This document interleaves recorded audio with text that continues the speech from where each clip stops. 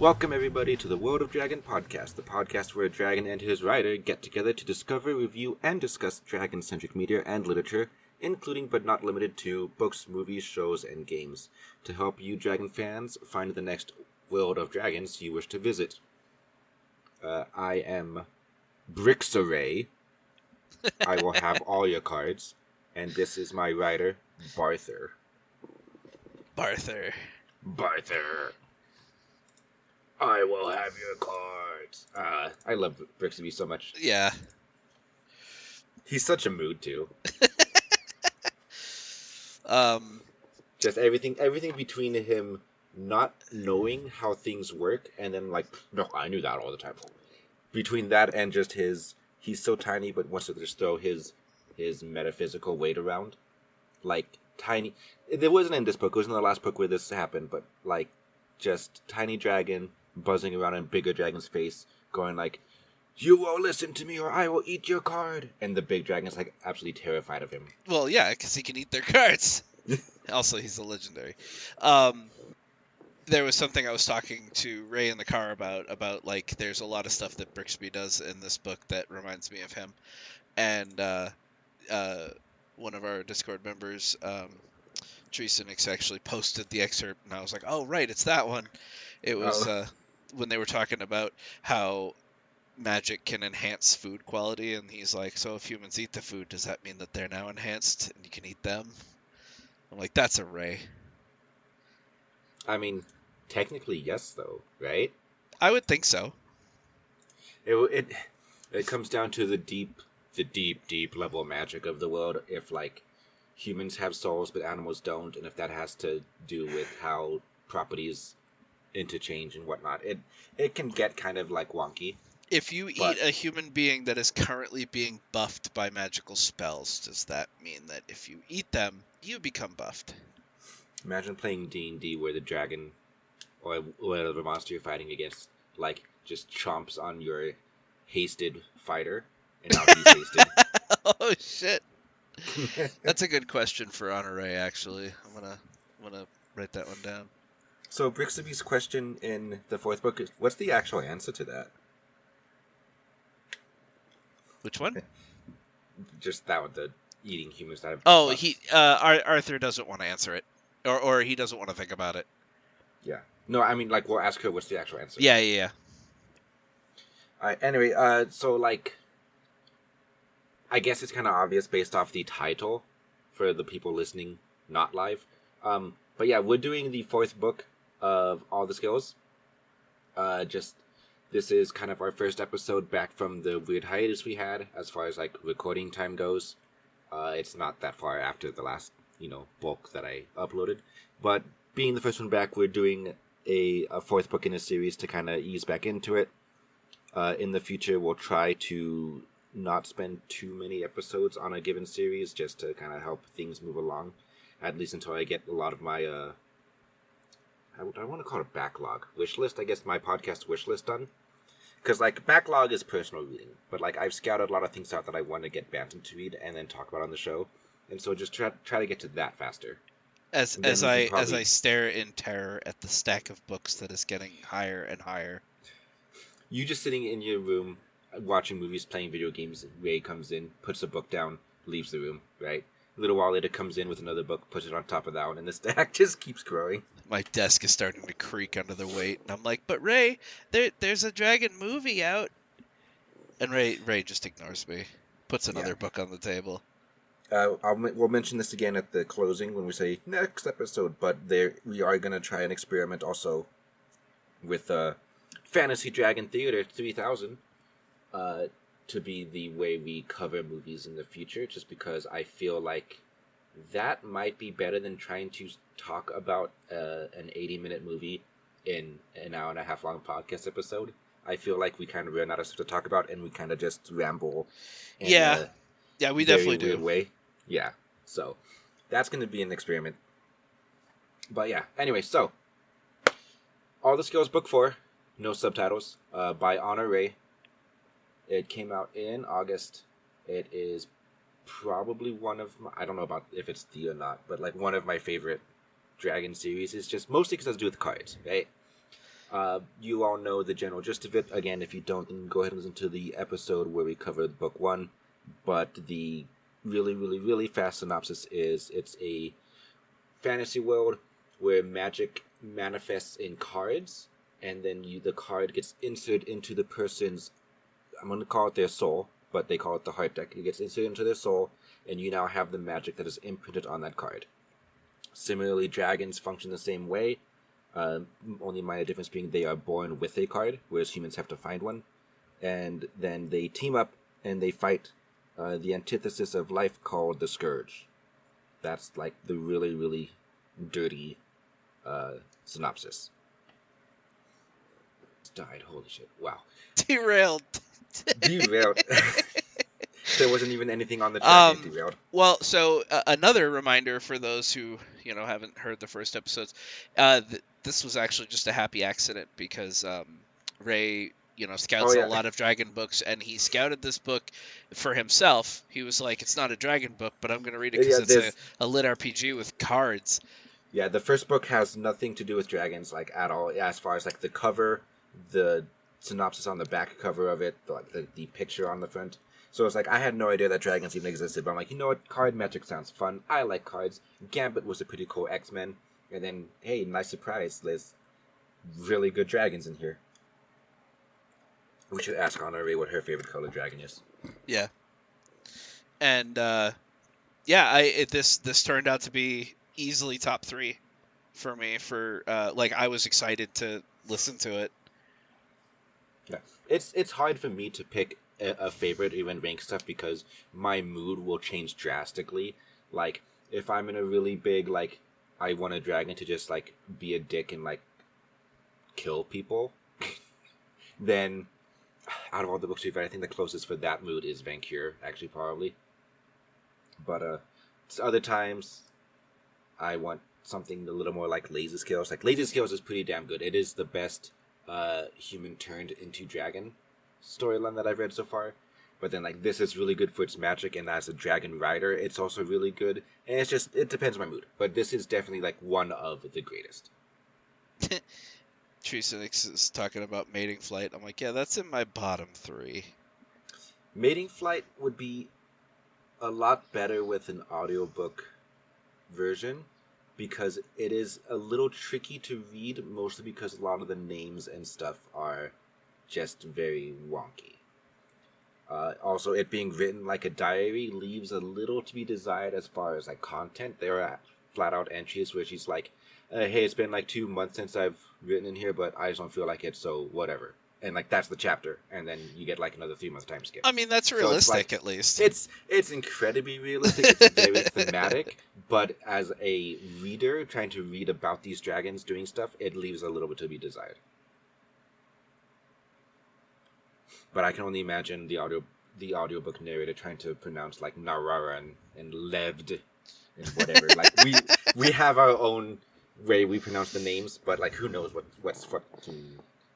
Yeah, I have say. one of my biggest pet peeves with books is silly names. Silly names for things. You don't have to throw a whole, fistful of apostrophes at something for it to sound like it belongs in a fantasy setting.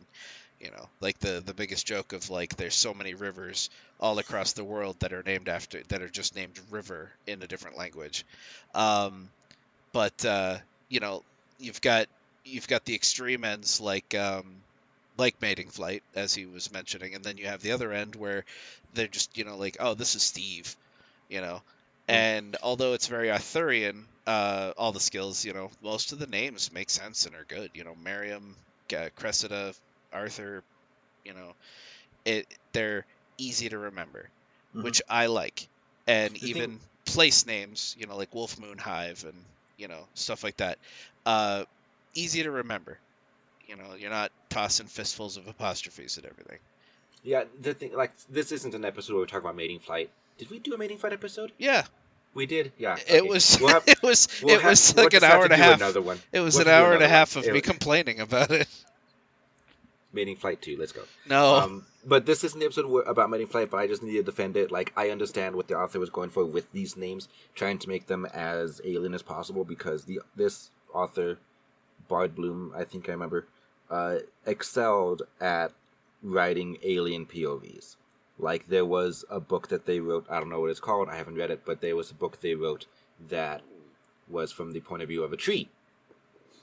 So, like, they're really good at that, and so by trying to do these really, really strange names, it was trying to help an extra degree of separation from human. Like, imagine a dragon named Steve, right? So Like, I get it. You're right. I get the concept, but these are human beings in the real world reading these books, and when you try to establish a layer of disconnection to make everything feel alien, it just makes the book not fun to read. the good Like, thing about a book and not, is that when you read it and you sound it out in your brain, you can just call them whatever you want. but then they're gonna get offended, and they're gonna kill you. But Anyway, all right. So on topic with the book that we're actually supposed to talk about. All right. So all this goes for. We're not going to worry about a spoiler-free section again because this is book 4, right?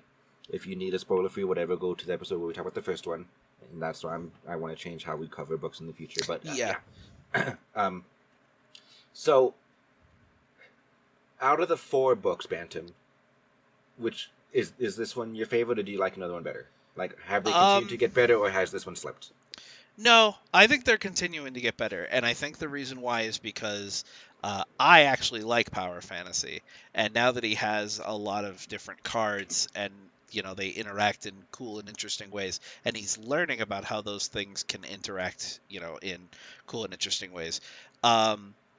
He still doesn't feel like he's able to just walk into a battlefield and just wade through it killing I mean, he thousands. does it once. He does it once, but He doesn't kill thousands, but the wading into the battlefield like a badass happens once. yeah, it happens once. Yeah. But he's getting there, and the way it's established in the book, when you get cards of a set, they amplify each other, and by various degrees. And the fact that he already has 3 legendary cards in a set is just like, yes. It 2. Well, no 3 by the 3 end of the book. 3 by the end of the book, but and then he ends up getting cards that allow him to change the nature of other cards, as well as repair them, and have a deeper meaning of those cards.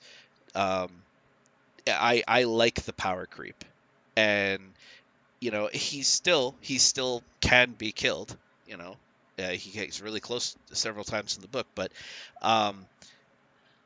it's gonna be great. The payoff for me. The book is moving at a pace that makes me happy because I know that by book like maybe 6, he will have all 5 cards, and he will ascend to mythic, and it's gonna be fucking amazing.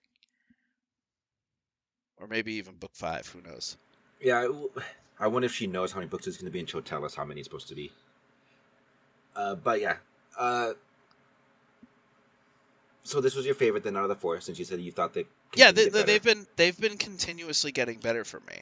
I will admit that it was kind of rough going through the first book, because like even when Ray first told us we were going to be doing the first book, and I'm going through it, and I'm like, wow, this is really depressing. Like, the entire first quarter of the first book is just misery incarnate, and it was kind of rough to get through. And I'll admit, the only reason I was able to get through it is because the narrator was like on point. And then Ray kept, in the background, kind of doing a little like, "Don't worry, dragons are coming, dragons are coming." I'm like, okay. But unlike Game of Thrones, they actually did come. Yeah. But yeah, I think book 2 was already out. What were the first 3 books out by the time we started the first one? By the time I got you to read the first one, the 3rd book was out. The 4th was announced. Like, I had a concrete date. Ah, okay. But yeah, I'm glad I stuck with it because this ended up being one of my favorite Dragon series. I don't think anything will ever be able to beat The Binding of Zoth Avarax, just because, as much as it pains Ray, I love slapstick comedy and bullshit. I, Yeah, I absolutely love like Weird Al Yankovic and Lonely Island and all that stuff. So, Zoth Avarax really spoke to me on a spiritual level, and I don't think any book will ever come close. But yeah, as far as my opinion on if they've been getting better, it definitely was a good book. And again, I'm gonna take the pansy way out and be like, it's so hard to pick a favorite, right? Because it depends on my mood. Like this was definitely really good, but it still kind of feels like side questing. I would prefer seeing Arthur in the hive becoming a leader like I feel like he's supposed to, right? The fact that he's still away from the hive, like on his own, doing his own thing. I get it for the progression of his legendary set, but it's not what I was anticipating by partway through the second book when he got Brixaby in the first place. So it's like there's a little salt, I guess, that like I want to see him lead people, and it really seems like he's trying to just not do that. Like All I right, don't want to be a leader. Wah. all right. Counterpoint. Do you know how fucking boring that would be as a reader? No, it It, will. like for the average reader, him sitting in a chair, delegating and ruling and doing all sorts of paperwork and bureaucracy shit is boring as fuck. I know it's coming, and that's fine. It depends on how it's handled, but that's boring as shit. And as a reader, I don't want to. I want to see a character go off and do adventures. I want to see a character go off and try to solve Well, problems. And like he can do both. You just he need to can't. have. Well, you just need to have the Darkrai not be on the other side of the world. Well, he didn't even know about the. To be fair, he didn't even know about the Dark Heart until he just was like, "Oh shit, here I am." He just knew that Magic, there was something over here he needed. magical card, take me to what I need. Drops him in a new country. He's like, I guess I'll figure it out later. Oh right, okay. I want to talk about this I new knew country, this was coming. but but then I also remembered that again. This is why we're trying to get back into the swing of things. Even though we wanted to skip the spoiler-free thing, we probably should do the really fast, like 2 paragraph synopsis of the book, like more of plotline of this book itself. Just for people that don't want to read it and just would rather hear us talk about it, because apparently we have some very smooth, buttery voices. Do you want to do it, or do you want me to do it? Sadly, we didn't write it down. Pre-write our soft script, because I have a problem with basically just retelling the entire book, and we could be here for hours. Yes. I've learned So to cut that down. for that, I'll try it. I'll try and recap it. Okay. If you But it's miss gonna be any, off- if you miss yeah. any important cool bits, I'll add them in. Yeah, we'll do better in the future, guys. I promise. All right. So, the end of the last book was Arthur going through the portal and ending up in a new land because they used the Call of the Heart card to figure out what he needs most. Like, where's the MacGuffin to advance the story?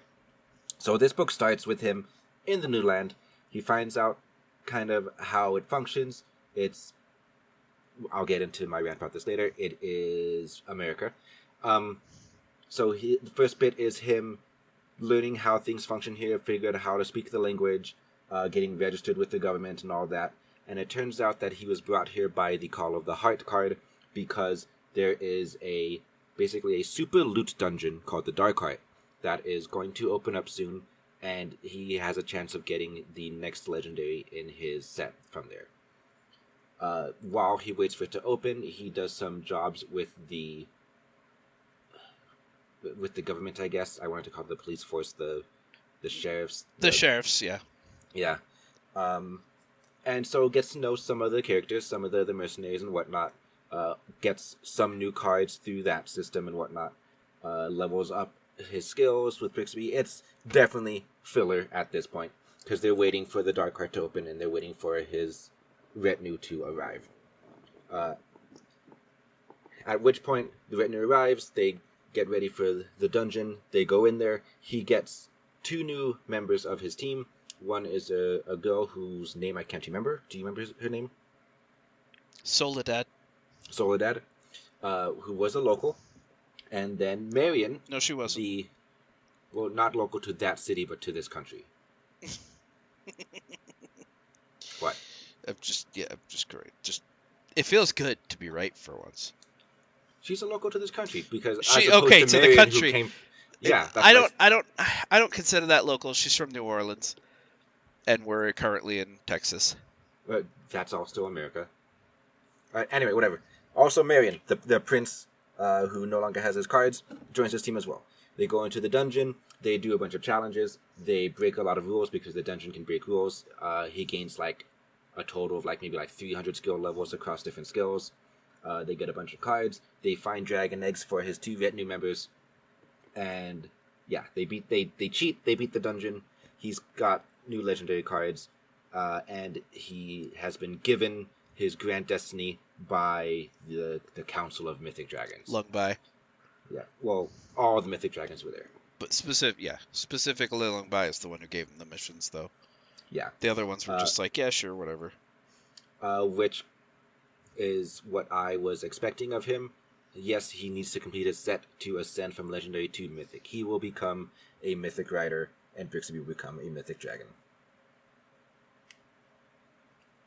The one thing that you didn't mention about the Dark Heart is that it is essentially a Scourgeling hive that is about to erupt, and instead of doing the right thing like everywhere else, they are fostering it and letting it get to the point of eruption before they do anything about it. So they're basically flirting with disaster at all times. Which, I can kind of get, considering they don't have dragons, they need to get cards some way, and if this is the only way they can do it, I get it. They were pushing it a little too close to the line, but I understand why they did the Dark Heart ritual in the first place. Right? But anyway, now for the tangent. The fact that he's basically in America. Alright, so turns out this is a post-apocalyptic alternate Earth. Right? At some point, I don't know what was the trigger yet. Something happened. Scourge spawned on Earth and started just destroying everything. With the Scourge came the cards, because when you kill a Scourge you get shards, you eventually get to make cards. And at some point, again, don't know the trigger, dragons also popped up. But this is an alternate Earth. This is a post-apocalyptic alternate Earth, and I don't really like that. I don't like when fantasy books try to tie in to the real life, like Lord of the Rings trying to be like, and then all the dwarves and elves and hobbits went away, and it just became Europe, right? I don't like how to Train Your Dragon had to get rid of the dragons because they needed to make sense on this being Earth, because these are Vikings. Where did the dragons went? Somewhere, right? I don't like when they want to tie it into real life in that sort of way. So I don't really agree with making it an Earth type world and having this new country be basically post-apocalyptic America. It's a collection of city-states, and yeah, he spends his entire time in, was it New Houston? New Houston. Yeah, and they are very, very Texan, very American there. Well, their language is called Texan. Yeah. Their police force is called sheriffs and over-sheriffs and under-sheriffs, right? Texas regressed back to cowboy times, basically. They have shitty fucking healthcare. Which Bantam didn't like because he thought that was kind of preachy. It felt a little preachy, but at the same time, it's like, oh, Jesus Christ, I don't really need to be reminded about my real life situation. Like, the fact that there were characters that got grievously wounded and then were out loud talking about, oh God, the medical bills are going to be crazy, or when Arthur saved somebody who had their legs chopped off, and he's like, well, he goes, I mean, I guess the ridiculous healthcare bill will be better than being dead. Like, I hope they have enough money to take care of this. And it's like, yeah, oh, and God. When Arthur is first in the hospital, because he gets injured at some point too, and he's like, wait, they charge for medical services here? What? It you know what? And it's less believable in this setting, because you can just use a card. You can just walk up to somebody and go, you're healed. Like, you don't deserve shit for that. Fuck you. No, but the greed of the average American is like, no, but I can get shit for it. Yeah, I know. Like, all right, let's be real, Bantam. All right, if you got a healing card that put you on par with like doctors and surgeons and whatnot, and you were the only one that had it, You charge people for that. No, I wouldn't. You wouldn't? No. You're a better man than I. I would do the soft middle ground. I would heal them, and then if they offer me anything, I would take it. But I would not charge upfront or say that it costs X amount of dollars. It also depends on how much I like the person. Like if Well, I don't like somebody, but I'm in a position to heal them of their injuries, then I'm definitely going to exploit that. yeah, but I mean, like, I'd exploit it the whole time. I the thing is that everybody knows that I basically am someone who generally does not like, you know, people.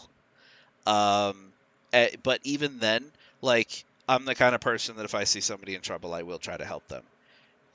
I don't think I would ever put myself in danger to do so, but if it's no sweat off my back and I can just be like, yeah, sure, fuck it, I'll help you. I usually will.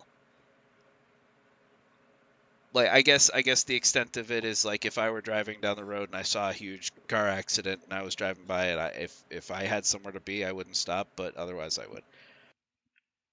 But I sympathized a lot with Arthur in this book. He picked up the ropes pretty quick. He understood that it would be seen as suspicious if he did not fall in line with asking for payment for things, so he just undercharged a lot, which I appreciated. Because otherwise, yeah, you're gonna have people being like, "What are you after?" When he's not charging anybody.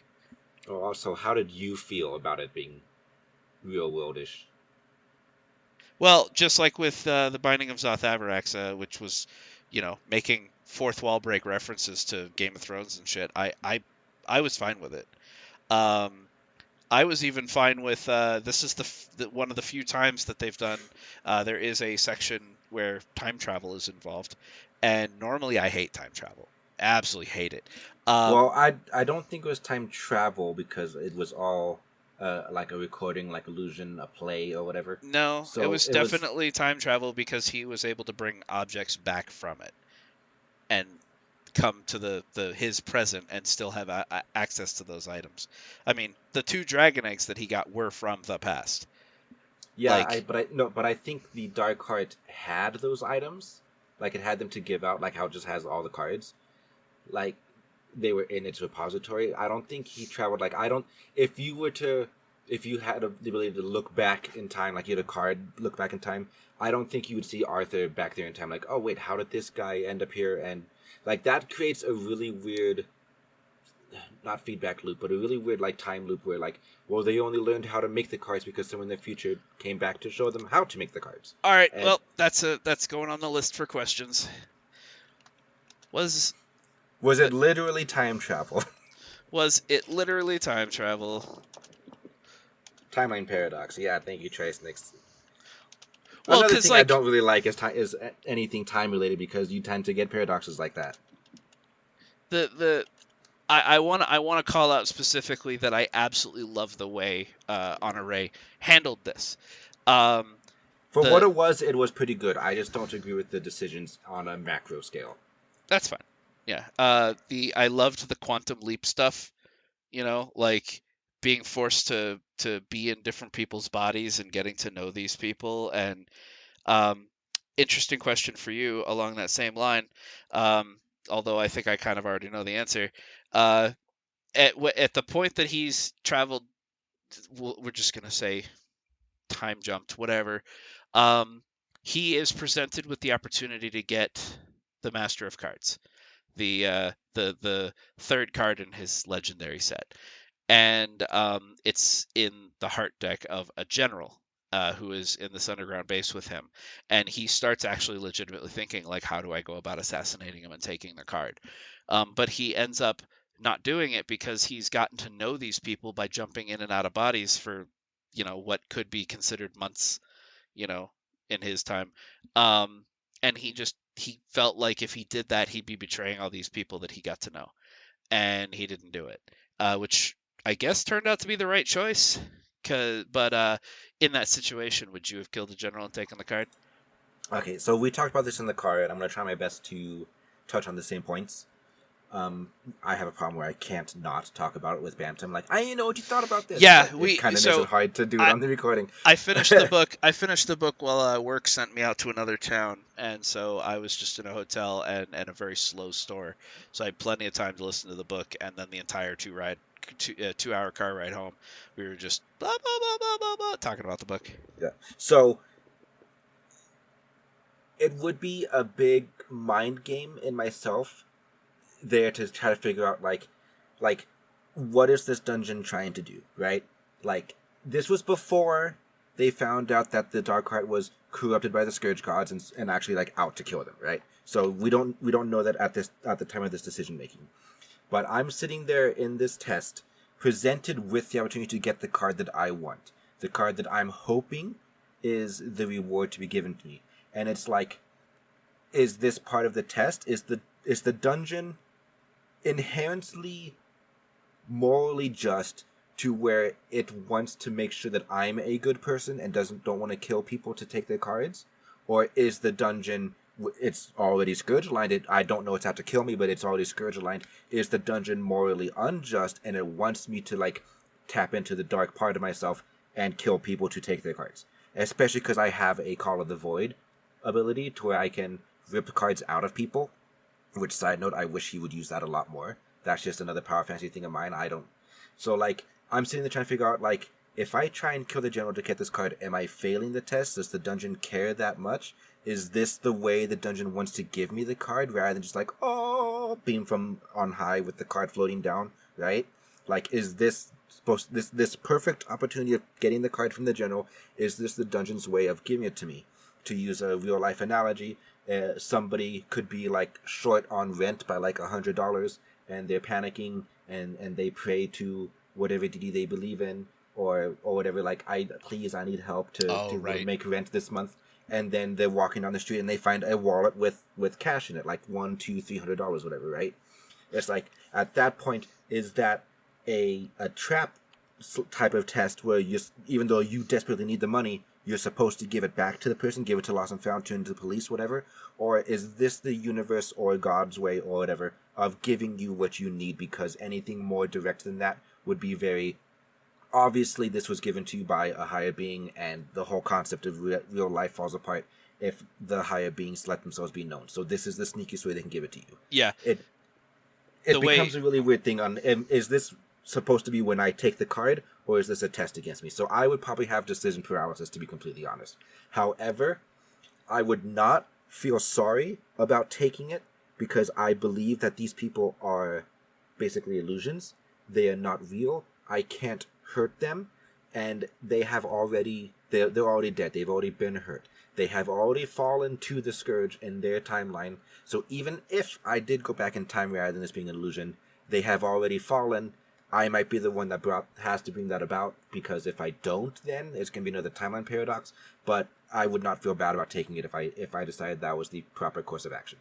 Yeah, Ray and I posed that question back and forth at each other, and I basically decided that if I was short, $500 for something I needed, and I found a wallet on the ground, um, if the wallet had like credit cards and an ID and stuff in it, I would not take the money. But if it did not, if it was like someone went out to the store and bought a wallet and then stuffed it full of cash and dropped it, I would definitely take the money. I would consider that a sign for me. So while you were talking, I did kind of convince myself that it is not actual time travel because, yeah, it's like he obviously was the catalyst in this little scenario for teaching them about harvesting card shards, um, as well as you know, all of a sudden a character that like at one point he was in the body of a janitor who just sweeps and mops, and suddenly they're doing all sorts of crazy fun cool stuff, and it's like, yeah, although the thing is that at the end of the dungeon when he does finally get the reward of his Master of Cards card, that's gonna sound weird. Um, he he finds out that it's from a long lost general, who probably was a war hero. So like he probably survived, and this, that, and the other thing. But I keep thinking to myself, like with the gift of forethought, hindsight, it's like, man, maybe he could have snatched that card and then also gotten the dragon eggs, and then used the wish on something else, or used I don't know. But I really like the way it was handled. I normally hate uh you know, stuff like that. But only because, like, I mean, growing up, one of my favorite TV shows was Quantum Leap, and I know that Ray's probably never seen that show, but the whole premise of the show was this guy takes over a person's body and has to solve a major crime or stop a horrible incident. And once he accomplishes his goal, he disappears and pops into another person. Like his whole life is just popping in and out of people's bodies and solving everything. And that's kind of what the entire thing with Arthur and his little trial felt like Quantum Yeah, Leap. definitely. I want to steer the discussion to Arthur's character himself, because it was part of my rant on like maybe this is when he's supposed to kill the general. He has the Call of the Void in the first place. It's like I just smacked my microphone. I feel like Arthur is a little too goody two shoes. He's too good. He's too lawful good paladin-y, and I don't really like it. To like comment on something one of our listeners, our live listeners here, said in the Discord chat. He says, "Nah, it's just Arthur or the protagonist effect can't make protagonist evil, or is it to justify it and deal with it in the future?" And I'm like, I don't like protagonists that are like 100% good. I like them better when they have a bit of darkness in them, like some bad qualities. I would like it better. Again, understand that most my favorite characters in books tend to be basically anti-heroes, right? Um, I'm trying to think of a good example that like There was an example that you mentioned in the car, and I agreed with you specifically that we thought was kind of the dumbest decision that Arthur could make. yeah, well, Because he I was was gonna go into his fight against the poison gas guy, whatever his yeah name was. It's like he actually uses his Call of the Void power to rip the cards out of him, so that he can actually fight against him. Use the power to dispel the gas cloud and all that, but then gives them back. And I'm like, you don't give them back at that point. First off, he's already proved he's a dick. This is not the first time that he's tried to cheat people out of their fair share or whatever. He's he also removed tags from justified kills from other adventurers, and then stood there guarding the bodies and being a fucking dick. and had And absolutely no problem killing anyone that would try to like contest him. yeah, Like Arthur walked in like just like a badass, hopped in and like slow walked towards him. Definitely a very JoJo like event, that you're little scene. approaching me. Yeah. Um so it's like he absolutely has no problem killing people to like just get ahead and take more than his fair share. This is somebody that needs to get put in the fucking ground because he's going to cause problems later. Or at the very least, if you don't want to go straight to murder like I do all the time, is you took his cards away, you keep them. You don't give them back. You do not give him the power to do that again in the future.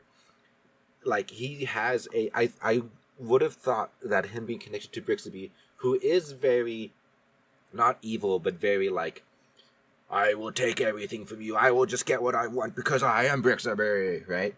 I thought that would help darken Arthur a little bit. Not, like, terribly so, but, like, enough that he's not, like, nauseously good aligned. Here's the thing: when he eventually does go back to Wolf Moon Hive, it's not going to be all sunshine and roses. He is going to have to make difficult decisions, and Mm-hmm. right now, I don't feel like he's capable of making those. I mean, like, another thing is, like, later on at the end when he does the final test, has to fight to, argue against, but not even fight, the shade of Pen. Penn, right? And to come to terms of what he did to his cousin and what he's going to have to do in the future to get his other card.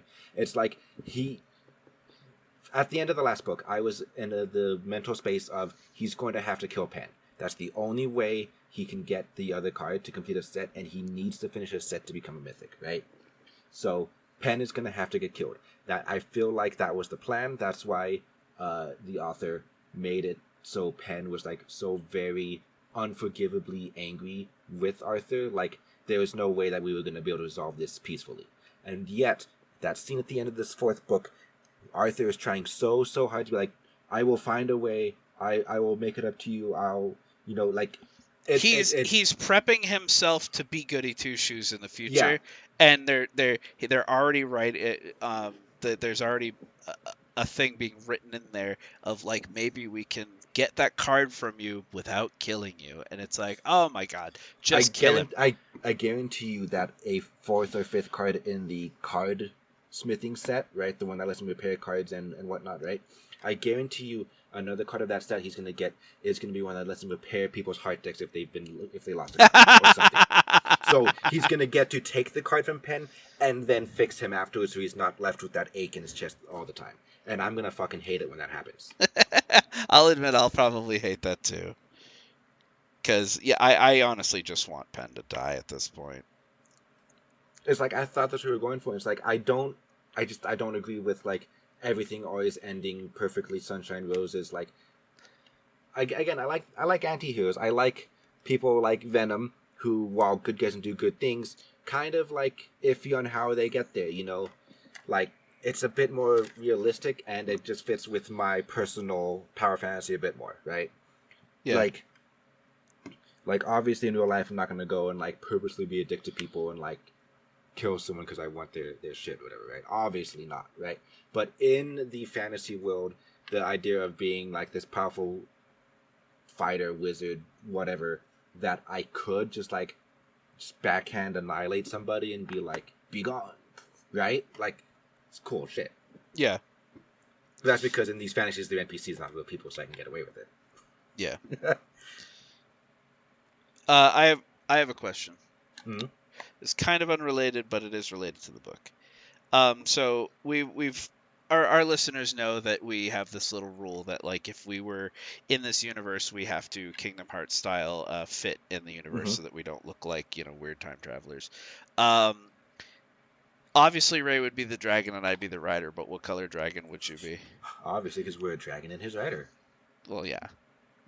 But what color dragon would you be? It's really weird because it's like, thinking about it, it's like I would literally probably just be Brixaby, right? Like, it's almost like so perfect, everything from his personality to what he is, right? Yeah. Like, the ability to, like, pull cards out of people's hearts, again, just goes so perfectly well with, like, what I just said I like with the kind of darkish heroes, right? Right. Brixaby like was born with that, right? Yeah, that's his his core. Once he came out of the egg, he just started running around grabbing people's cards, right? I remember. Yeah, it's like which is just cool as shit. Like, imagine, like, some upstart, like, the 2 riders that killed the Pink way back in book 1 that got Arthur his Return to Strike card, right? Yeah. Like, maybe while they're doing Wolf Moon Hive stuff, you know, they run into some other dragons and their riders who are similarly, I can't say that word, similarly evil, to where, like, they were found attacking a fellow rider during a skill drift or something, and to punish them, it's just, alright, fine, yoink, I take your card, and if you take a dragon's core card, they might die, who knows, I don't know, but, like, that's just, like, a cool power that I'd want to have. So if I just want to be like, I would just be Brixaby, then I just would be a super high quality shimmer purple, I guess. But, like, and you'd want the Call of the Void ability. Yeah, like, if I can't literally be Brixaby, like, I gotta enter the story and not take his place because he's, you know, part of the story, right? Yeah. I gotta be like a side character. So what color would I be? It's a good question, though. Yeah, I kind of don't want you to take over anyone already in the book. I want you to be like. It's also worth noting that the fact that Brixaby is a purple, which before his existence will always look down as being like the weakest and the dumbest, the most basic. Whatever. They were taxis. Yeah, and then he comes along like, hey, I'm the purple, but I'm fucking badass. It's just such a vibe and power move. Also, that's kind of cool, right? Yeah. Like, I kind of, as much as I love power fantasies, I also like weird little underdog things sometimes. It's weird. I'm a complicated person. My moods keep shifting. As far as what color I would be, shimmer green with the portals is really cool. Silvers are cool. I just like the silvers in this book. Doshi and Mackenzie were both like really cool, and I'm looking forward to the new silver. I forget her name already. Was it Equinox? Was it? I don't fucking know. I don't remember. I mean, they only said it once. Yeah. But I remember the Reds. The Red's name was Ashy. Or Yeah. something like that, yeah. But, like, the silvers are cool, but teleporting with green powers is cool. But also, like, maybe I would just be a white. I'd probably just be a mind mage dragon.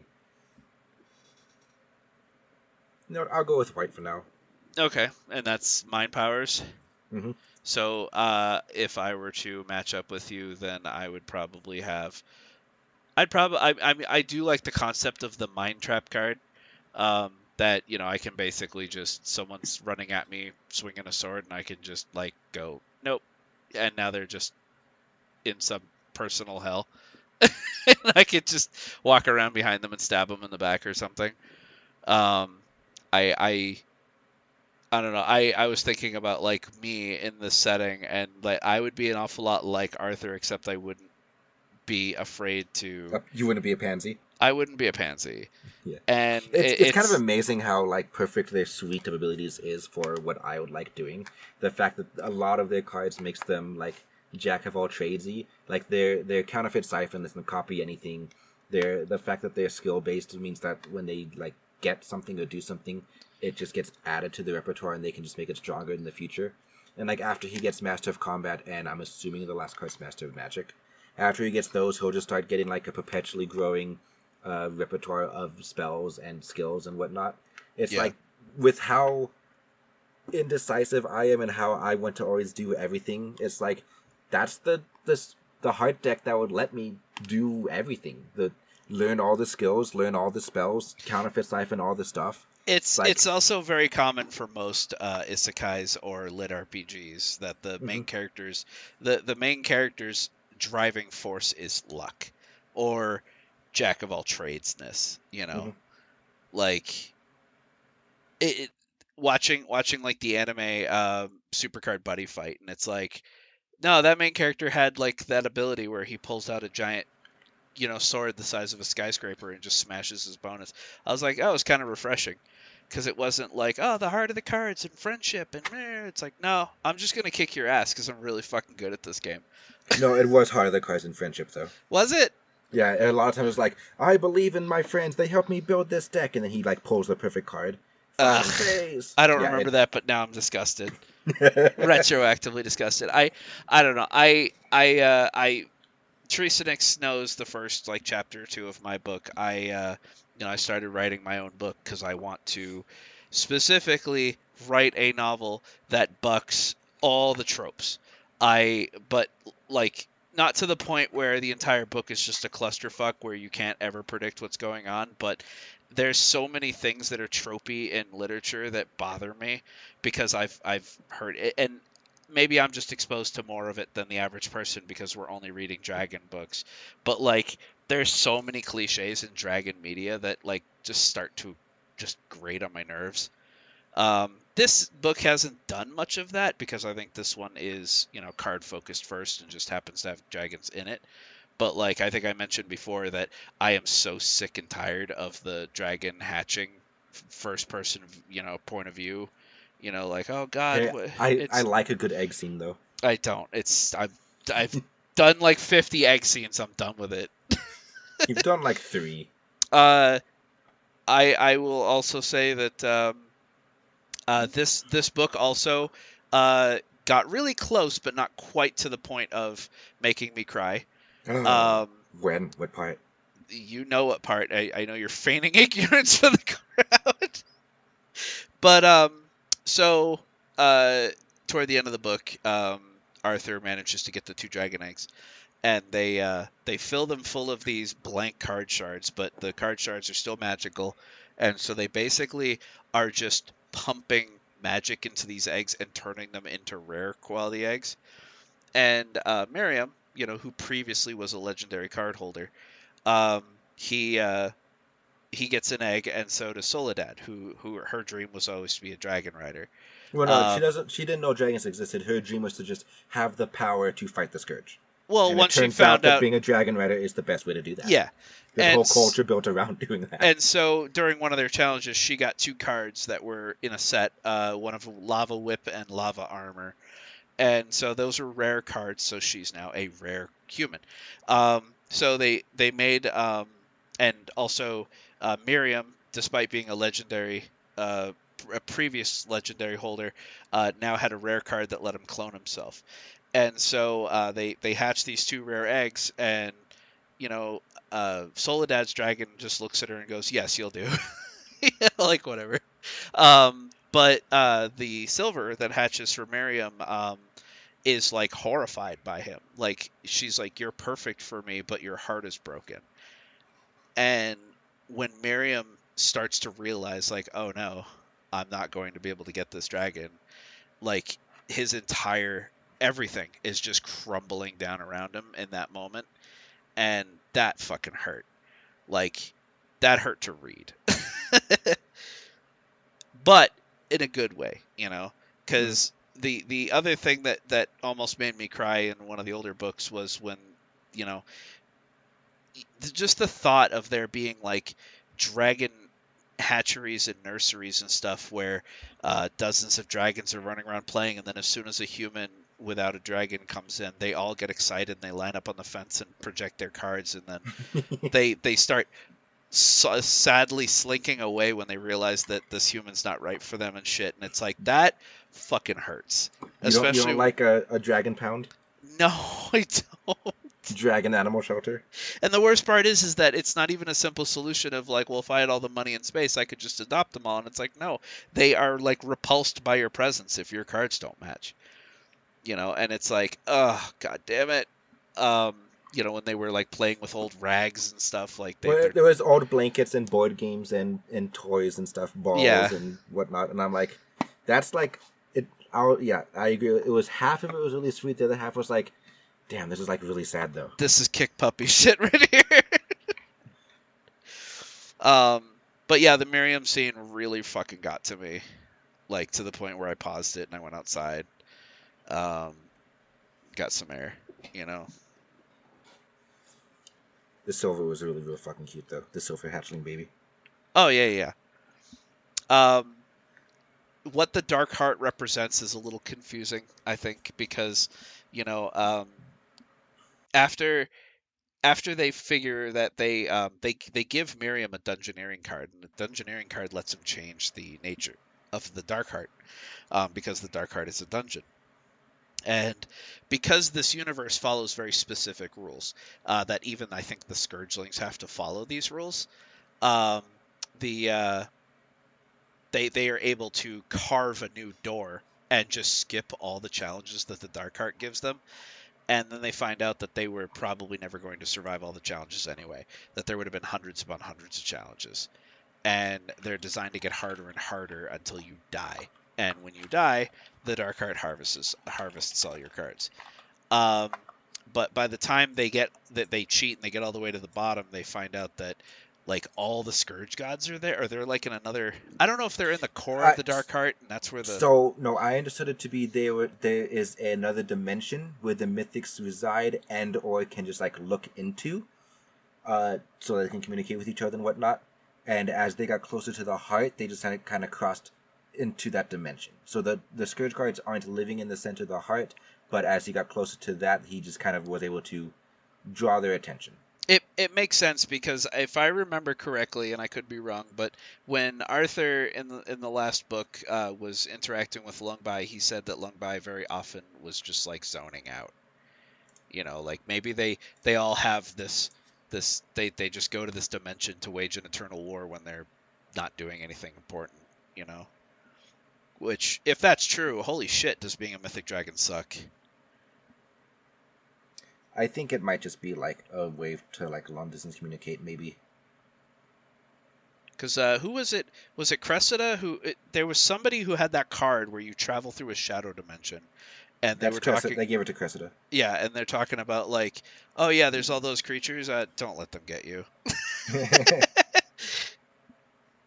But yeah, so a couple like I'm trying to write myself tiny little notes as we go on our little rants, so I can circle back around. Um, but yeah, you just mentioned in your this last rant here that there's a system of rules that the scourge gods have to follow because we're trying to figure out like what the dark Well, heart is. specifically with the Dark Heart. Yeah, because like so what the dark heart is, as I understand, it's just as a scourge eruption is fermenting, you just get like a little nexus of really strong magical power. I guess I don't know, but it's when you said a system of rules that the scourge gods gotta follow. I'm like, yeah, that's a good point. There are there is a weird underlying set of rules here. In most lit RPGs, it's called the system, right? The for lack of better words, the program that controls how the stats and levels and magic and cards work. And it's like, there is technically something out there stronger than the mythics that, decided this is how everything's going to work, and you guys got to follow these rules. I random leap over here real quick and then back over here. Every book has had something that's made me roll my eyes so hard that it like hurt. And in this one, it was when he's traveling back in time and he's talking to the NASA scientists, and he's telling them that you use the cards against the Scourgelings, and the other scientist is like, "So you did duel them?" And I'm like, I'm gonna. If this was was a good reference. If this was a physical book in front of me, I'd have torn it in half. It was a good reference. As someone who used to love Yu-Gi-Oh, it was a good reference. Did it actually go duel? Did it do that? In the opening song, yes. In the opening song, but never in the show? No. Okay. The skipping D in the word duel was just in the song. Okay, because like I've never watched Yu-Gi-Oh. It's a badass song though. Yeah, I've never watched Yu-Gi-Oh, but I've seen enough memes and seen enough like YouTube poops or Yu-Gi-Oh abridged that I got the reference, and it made me roll my eyes so hard. Screw the rules, I have money. But yeah, there's something out there stronger than the mythics, and that's an interesting thought. And one of the other notes I went to circle back on from one of your previous rants when you talked about tropes and how you hate tropes and whatnot, and it's like, I noticed reading this book that this little group of misfits, this little adventuring party, are so like unbelievably lucky. It almost feels like a James Bond movie. Right? I've only seen, I think, like 2 ever, but I understand the formula of a James Bond movie, where at some point in the beginning of James Bond, he's going through the lab, and they're showing him all these gadgets he's going to take with him, and he's going to use every single one of these gadgets at one time perfectly. Yeah, they need to find a reason to use them. Yeah, so I feel like they do the same thing with the cards in this, like, he gets a new card, and, that's going to be super useful later. Like, the best example I have right now is Soledad's lava armor card, right? Came in real freaking handy when she was being held hostage with a knife to her throat, right? Yeah. I mean, I'll counterpoint that and say that not necessarily, because there were several times in this book that he straight up was like, yeah, this is all garbage. Like, and we'll just give these away or sell them. He had the card when he found the card that like makes perfect wood. You can bend wood perfectly and it will become like resistant to rot and water. Mm-hmm. And he's like, wow, maybe there are useless cards out there. So that happens a bit more in this book because he's reached the point of being so card rich that he can be picky about what he puts into his deck. Yeah. But like up until this point, it's always like he gets the card, immediately puts it in his deck with his anchor.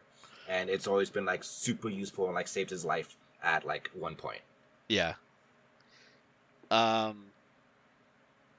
Another random aside, because this has been on my mind since we started recording. Mm-hmm. If you in real life, you as in Ray, could have a card, okay, and it can do anything you want, what would you pick? And the stipulation for this is that I would have one and you would have one. No one else in the entire world has one. So if you were to say like, oh, I want the card that steals other cards, it's useless because no one else has any except me. And I'm not letting you steal mine. All right, so you and I are the only ones to have cards in this situation. Correct. And you're only allowed one. And when you say real life, you mean I'm unfortunately stuck in my human shell? Correct. Okay. A shape-shifting card. A shape-shifting card? Like, to be able to turn into animals, to be able to turn in... Like, mythical creatures would be great, too. Like, turn into a dragon, right? But, just... Shape-shifting. Turn into a dragon if I feel like it. Turn into a bird if I just want to fly somewhere. Turn into a cat if I want to spy on someone. Turn into a snake if I just want to chill out and, like, sleep for weeks at a time in the winter. Alright, so... Just because a snake would be easier to tuck into a corner than, like, a bear. Something else that hibernates, right? Yeah. Because I thought about it yesterday and the day before, and I was like, you know what? Out of every card, I think I would want the personal space card. I just that. I would want it at legendary quality so that it could be a huge room. But just like I was talking to Ray the other day about how aggravating it is to rearrange furniture and how, you have to make room for you can't just pull the bed out from the wall because the bed now has to go somewhere. So you're basically playing Tetris with all your furniture. Mm. And I was like, can you imagine how amazing it would be to just walk around your room and just brush your hand over everything and just have it all fucking disappear into a extra dimensional space? And then when your room is completely bare and empty, clean the carpet, clean the walls, whatever, and then be like, okay, bed's going, boop, here, and then the bed just appears. Oh my god, would I love that? And I mean, I'm not I'm not a perfect person. I mentioned that it could also be used for, thievery. Nefarious purposes. Yeah. Like if I see a really nice sports car and or even like I've seen because I browse Reddit all the time and people are talking about like, oh, my neighbor parked their car across my driveway and I couldn't get to work today, and it's like, well, you can just store their car and then go to work. And then when you come home and the police are all around and the neighbor's freaking out, just be like, oh, your car, and then just it's right Drop it on here. them. Yeah, drop it on them. But I think a personal space card would probably be. I'd probably get the most enjoyment out of that. So Ray is turning into all sorts of stuff, and I'm just putting things in. My personal space becomes. I would live a very minimalistic life because I'd be able to just put everything in there. No, it would just make your hoarding tendencies much worse. Oh yeah, absolutely. But you'd walk into my room and you would never know I'm a hoarder. Like Brixaby makes fun of Arthur several times in the book for like at one point Arthur pulls something out of his personal space and Brixaby's like, of course you have a blah blah blah. I think it was the latter. Oh yeah, the ladder. And I'm like, yeah, well, you know what? And then Brixaby, when he gets burned during their combat trial and they're like, don't you have like anti-burn cream or something? And he's like, yes. I And he know Arthur pulls, would not let you out of his sight without it. He's like, yeah. yeah, he gave me some. And it Like, what? starts grumblingly putting medicine on himself. Yeah, and then at some point he also pulls out a rag and a torch and lights it, and he's like, I guess it's a good thing I had this. It's like I'd love to see a visual representation of Arthur's personal space, which would look like a fucking general store.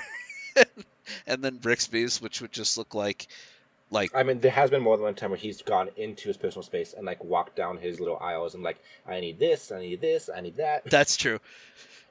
But normally you can't do that. I don't think I No, I mean that's because it was part of the set and it is was linked to his eidetic memory. Yeah. I think that the base card allows you to have like an inventory screen. So like you can scroll through and pick something out. Yeah, I think it did have a screen at the beginning. Yeah. But that's the one I I'd remember want. the first book it's always like 3 spring chickens or whatever. Like I remember there being a list, yeah. Taryn in the Discord says I'd make a whole GameStop disappear. Yeah, that's probably true. So if someone shows up for work and there's just a hole in the strip mall. Oh god. And they just go out into the middle of nowhere, like in the middle of the Nevada desert, and just drop the GameStop in there and then loot it. Right. Back on topic, I have to ask now that we've got his. This may not be his final retinue. I worry that getting any more people will make it a bit cumbersome to give all the characters enough screen time without splitting up the group, which I didn't like. I didn't like the fact that Cressida, Sam's, Horatio, and Joy could not go with him through the portal, and they had to like take the long, slow way. But like, I understand the author did it because they wanted to like focus on Arthur and Brixaby at the beginning of the book. Yeah. But like again, if his retinue gets too much bigger, they're gonna have to do that more often, right? Like, all right, you three go take care of this thing. The rest of us are gonna try to figure out this problem over here, right? So it was something that I mentioned that I thought the author did a really good job with in this book, is that one of my biggest complaints about Wings of Fire is that you'll have like 6 characters all standing around talking to each other, and it gets really confusing and really aggravating really quick. I'll just wait until book 15. But ensemble scenes, like when all of them are gathered. There's definitely a skill to it that some authors do not have. And I feel like Honour Rae does. Yeah, she does, but Chewie doesn't. But yeah, so I was gonna ask, assuming this is his final retinue, which one is your favorite? And this is including the dragons or just the humans? Either dragon or human, but I guess you can pick a pair if you want, because they kind of just go together. Like, out of the 8, who's your favorite character? My favorite individual character? I'd probably say Horatio. Horatio? Yeah, I was gonna say Joy, but I'm a very introverted person, and I think that Joy would get on my nerves like really, really, really fucking quickly. But she really wants to kill something. Like that would make me chuckle, and I'd be like, yeah, let's go kill something or whatever. But like her inability to be around new people without like talking their ear off. The fact that her personal hell is being alone in a maze. I didn't really like that though. But yeah, I think out of all the characters, I would get along with Horatio the most. What a coincidence. My favorite is Sam's. There we go. Let's go. Okay, so first off, the fact that he just ion cannons someone at some point, just and they're just dead. Well, he basically just creates a new sun and just incinerates everyone, and the few people who survive are like, no more. No, but then, like that was at first, and then they don't teleport, but they fly over the wall to talk to the people who are surrendering. They get knives thrown at them. Knives are ineffective because, hey, look, the James Bond gadget of the thick scales, the skin card. hearts, yeah. So let's see, that's what I mean. But anyway, but then at that point, because it couldn't just be a emanating sun object, because they were standing there next to them at that point, it was just an ion cannon, just a beam of sun from straight up, just like boom. It's like that, so that's cool and badass. But I just kind of like Sam's personality. It helps I like the voice that the narrator gave him. But just like, I don't know, he's not like old elderly, but he's definitely older because Horatio's the second writer he's had. So it's just an older dragon who's wise, calm, and he still is like very supportive. Like he's always talking Horatio up and like congratulating him and whatnot. Yeah. It's just such. It's such like a dragon dad vibe. It's so cool. Also, the fact that, like, you know, because we've read the other 3 books, knowing what they went through to get to the point that they're at right now is really, really nice. Yeah. You know, like the fact that knowing what he went through to keep himself unattached so he could be with Horatio eventually. Yeah, and Horatio doing everything in his power, like, because like even when they were kids, like he was scraping by for every shard he could. I mean, only after Arthur kicked his butt into doing so, he was ready to just be like miserable and give up. That's true. Because I think we said during the second or third episode that basically I'm Horatio, and that you're Arthur in this situation. Yeah, at the orphanage when those were the only 2 characters we had access to. But yeah, Sam's is really cool. I am interested to see where the red and the silver, the new hatchlings, go. I am nervous that they're going to be overtuned because they're, well, what was the term? Origin dragons. Origin dragons. I'm nervous that means anything more than just a fancy title. I think it's just a fancy title. I think that the Mythics can sense that these are early dragons, like before, you know, whatever changes or evolutionary advantage or whatever. But like my concern, and it's kind of already looking that way a little bit with the fact that the red seems to be very fire and ice themed, just based on his card is like summer and winter or something, right? Yeah. So people who play Magic will know, it seems like modern dragons only have single colored decks, and then the Origin dragons had multicolored decks. That seems like it might be what they were trying to go for. Yeah, because I'm gonna just again assume I got the name correct, that his name is Ashy, but Ashy, it has the summer and winter card, which is paired up with the lava whip and the lava armor, and his body was described as like black, void black, blood red, you know, fiery, and a shimmer. So he was just like, you know, we'll the 3-star pull, you know. Yeah, we'll see if in the next book if Soledad gets some ice magic cards. but like it's I would fine. imagine Like, she does. yeah, I mean, nothing says that they couldn't eventually branch out into ice magic. Like, it's not like red dragons can only use fire at all. They've always been described as elemental. But, like, just to see, like, where they go with the whole origin dragon thing. They can't... I don't want them to become stronger and surpass Joy and Sam's, because Joy and Sam's are older and more experienced, right? They should always be better than the two newcomers. Barring some really extreme circumstances or whatever, right? Oh. You broke up a bunch, but that was just Discord, so Yeah. never mind. Yeah, my blips in Audacity is still there. Okay. But like, so shit, where was I going with this? Sorry. Oh, I was talking about favorite dragon, and then I'm really interested to see where the new hatchlings go. I'm worried they're going to become too strong because they're origin dragons. But like, I do like the red dragon just because of how I fell in love with the... I can't remember his name. I'm so bad with names. I'm sorry, guys. The original red dragon that gave Arthur his Master of Skills card that we then got to see again in book 3. Yeah, I don't remember his name either. Yeah, but like I started crushing on him so hard, and so because of that, I'm interested to see where the author's going to go with this new red dragon, because from the sounds of it, most dragons of the same color have very similar personalities, and so I'm kind of interested to see where that goes, right?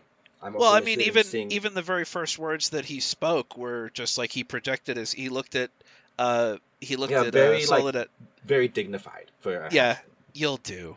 Or what did he say? Was it you'll do or you're acceptable or something like that? So it was very non-committal. Like sure. It was because Arthur's mental response was like you really have any other choices here, buddy. But yeah, I'm also interested in seeing where the silver goes, because I think silver's really cool. Like I said earlier, Doshi and Mackenzie were both like really fun characters. I liked them both. Like, Doshi was also very calm, very dignified. Kind of Dragon Dad-ish, little bit, like for what little bit we could see. Mackenzie was just a really, really toned-down joy. She was just kind of fun to be around. Yeah. But, like, so I'm interested in seeing where they're going, but right now Sam's my favorite, for sure. If they get another vet new person, it'll probably be a green, though, so they can teleport everywhere. No, they don't need to, because Brixaby got the teleport card. No, but yeah, he did. It was a void teleport. Card. It was a void teleport, and I think what were the stipulations? Was it not short range? I don't remember the stipulations. Trisnick says anywhere but. Oh nightmares. Yeah, because you end up in a nightmare realm. Oh, you get nightmares if you teleport too far. Okay. So maybe they don't need a green. Yeah, I don't think they need a green. I think don't need a white. I'm surprised they get a silver. They don't really need to sniff out, because their job is to sniff out other card wielders, and it's like you don't really need to do that unless they tell her like, "Hey, sniff out somebody with a card that does this, so we can go and steal it from them."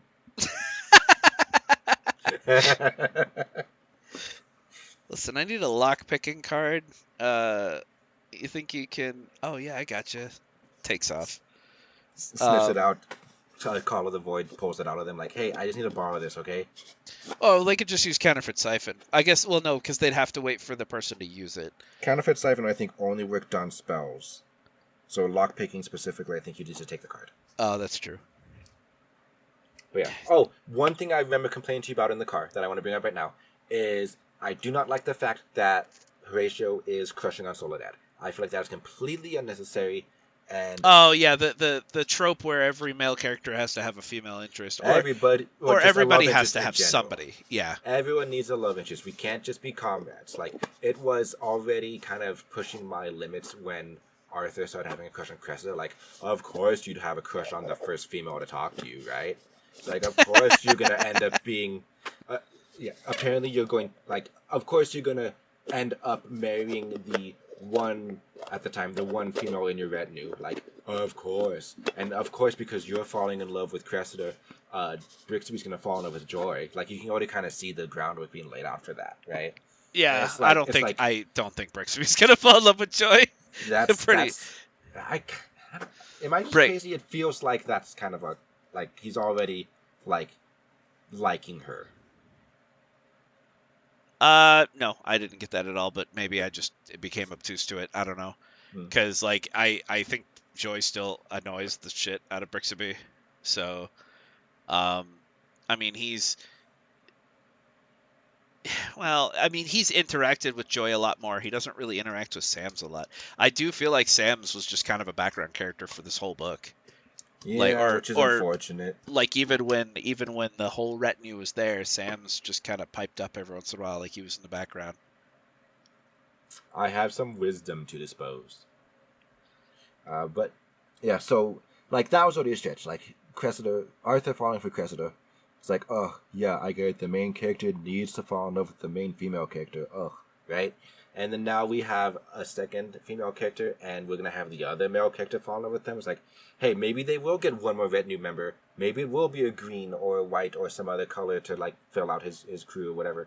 And like, you know what? Maybe the rider will be a girl, and Marion will start falling in love with her because yay, now everybody gets someone. I forgot about Marion.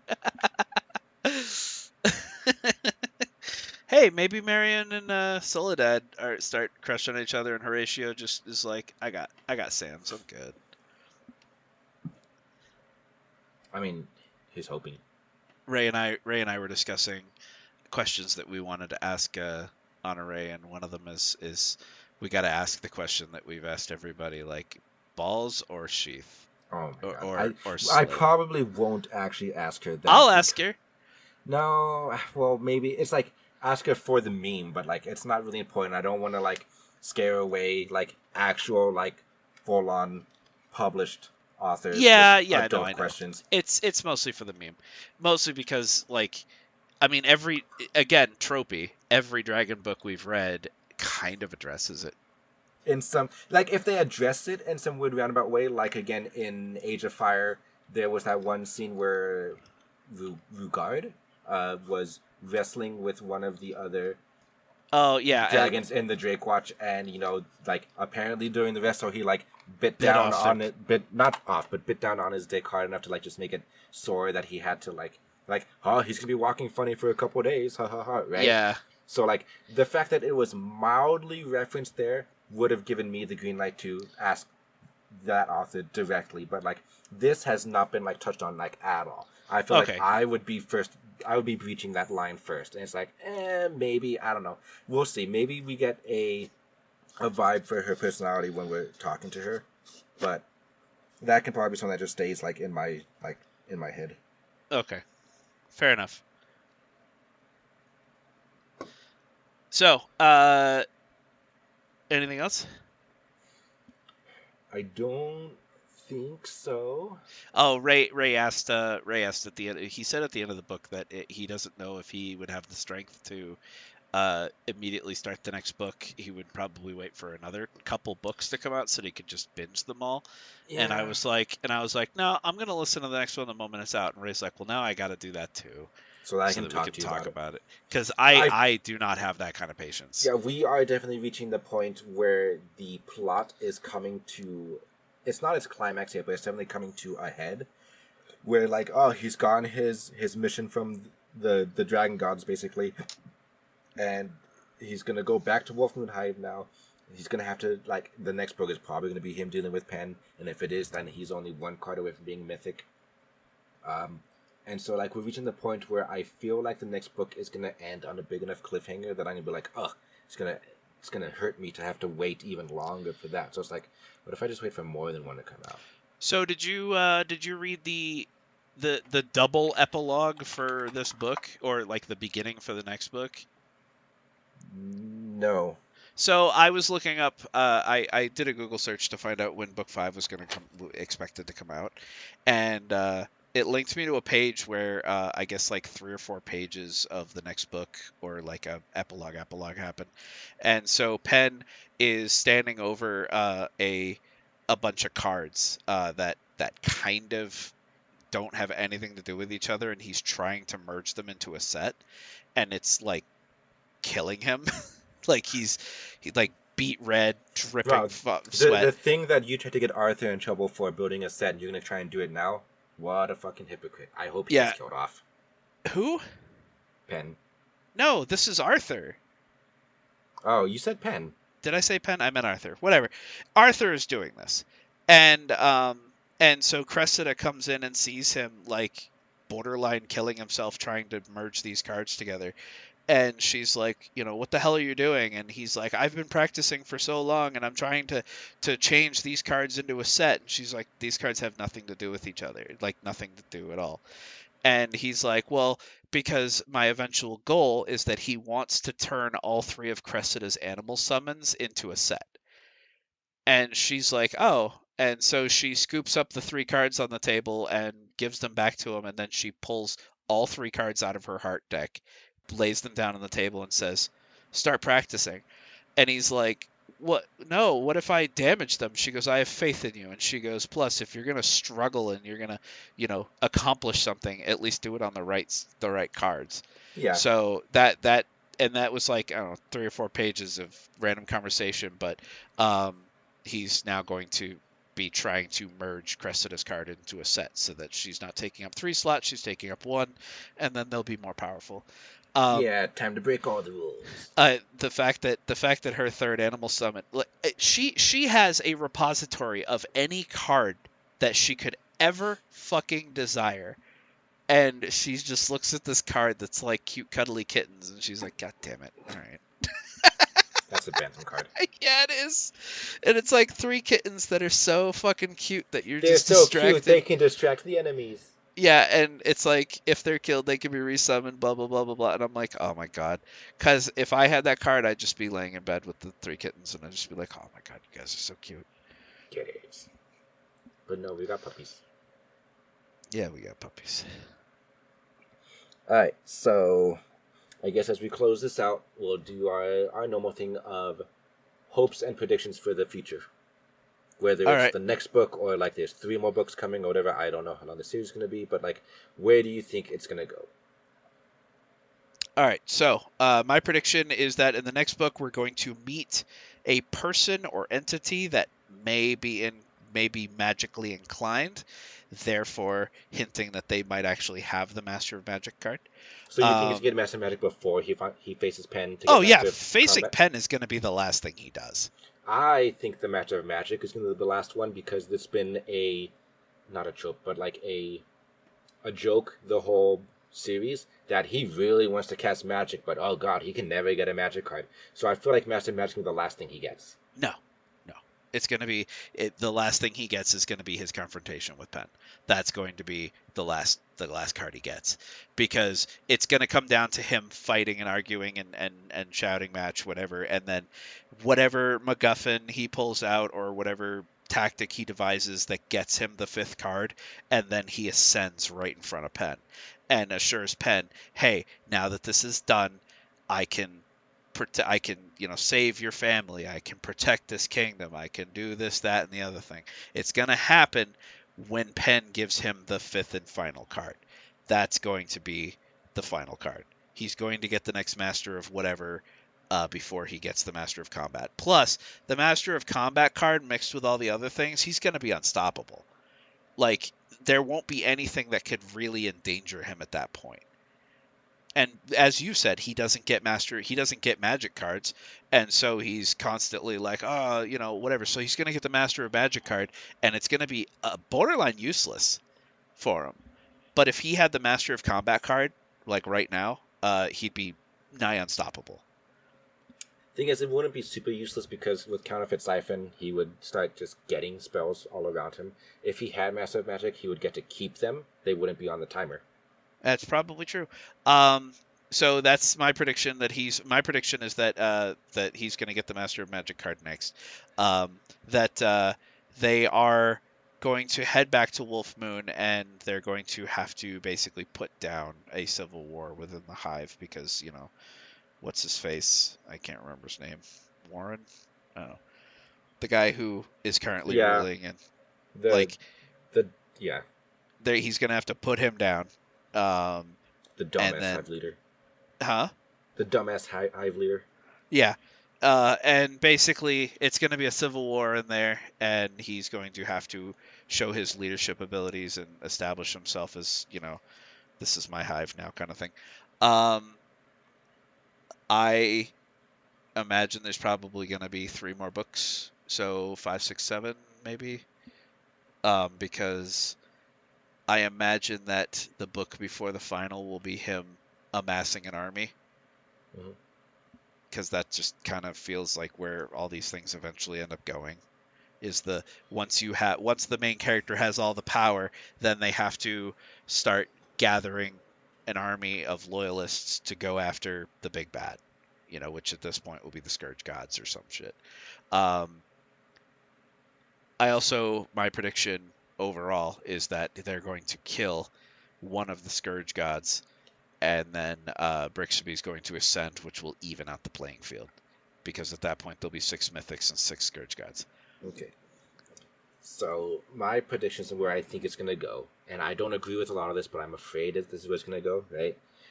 I don't know if the next book is gonna be more filler to try to put off the competition with Pen, or if we're gonna go immediately into Pen. I feel like this is a good time to immediately go and confront Pen because we just had the like mental test of like I have to face you, Pen, and to have that and then put it off feels weird in a pacing sort of way. So I feel like we're gonna go and get Pen right now, right? So he's gonna get Master Combat before Magic. That's my personal theory there. I feel like he is going to, of course, we already know he's been given the mission from on high. He's gonna get all the set and he's gonna ascend to Mythichood with Brixaby. The fact that they are down 2 mythic dragons, I don't think they're gonna kill a Scourge God. I do not want this to happen, but I feel like it's going to. They're going to get Cressida enough stuff that she's gonna ascend to Mythichood as well. Because if he's supposed to end up with her, then she's gonna be the same level as him. Because you got to make sure the partners have the same power level, or it's a problematic relationship, right? No, there's no way. But okay, continue. Yeah. I don't know what exactly is going to happen after he gets Mythic. I hope that's not the end of the series. Like the last book, 5 chapters from the end is when he finally ascends to Mythichood, just in time for some final showdown. I hope that's not the end of it, because I would like to see him being a Mythic for like at least a book. Again, me, power fantasy loving. I kind of just want to see him like strongest in all the land. Like there's only like 5 other dragons and riders that are as strong as him, right? I don't know what they're going to do with the Scourge in general. I don't think they're going to get rid of the Scourge. I feel like they might be necessary in some way. No, yeah, that's why I said that I feel like they're going to kill one of the Scourge Gods. Because once he and Brixaby ascend to Mythic, that's going to be 6. Yeah, Six I feel like they're Mythics. being credited with them, so that's why they're going to get 7 and 7. Nope. I believe they're going to kill one of them, and it's going to be a huge fanfare because the gods can be killed,